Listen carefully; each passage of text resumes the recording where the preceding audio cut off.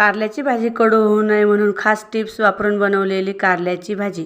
कारल्याची भाजी बनवण्यासाठी कारलं गोल रिंग्स मध्ये कट करून घेतलं आहे। कारल्याचा कडवटपणा काढून टाकण्यासाठी मी कारल्यामध्ये 1 चमचा मीठ व अर्धा लिंबाचा रस पिळून घातला आहे। कारल्यामध्ये लिंबाचा रस घातल्याने कारल्यामधील संपूर्ण कडवटपणा निघून जातो। त्यानंतर कारले 1 तास मुरत ठेवले। 1 तासाने कारल्यामधील बऱ्यापैकी कडू पाणी सुटले आहे। आता कारले दोन्ही हातांमध्ये घेऊन घट्ट दाबून जितके शक्य होईल तितके कारल्यामधील कडू पाणी काढून घेतले। त्यानंतर 1 पाण्याने कारले स्वच्छ धुवून घेतले व मंद गॅसवरती कढई गरम करण्यास ठेवली व त्यामध्ये 1 चमचा तेल घालून घेतले। तेलामध्ये कारले घालून सोनेरी रंग येईपर्यंत परतवून घेतले व प्लेटमध्ये काढून घेतले। कढईमधील शिल्लक राहिलेल्या तेलामध्ये अजून 1 चमचा तेल घालून घेतले व तेलामध्ये कांदा व चवीनुसार मीठ घालून सोनेरी रंग येईपर्यंत परतवून घेतले व पाव चमचा हळद पावडर, 1 चमचा लाल तिखट, परतवून घेतलेले कारले, शेंगदाण्याचे कूट, कोथिंबीर घालून परतवून घेतले। भाजी तयार आहे।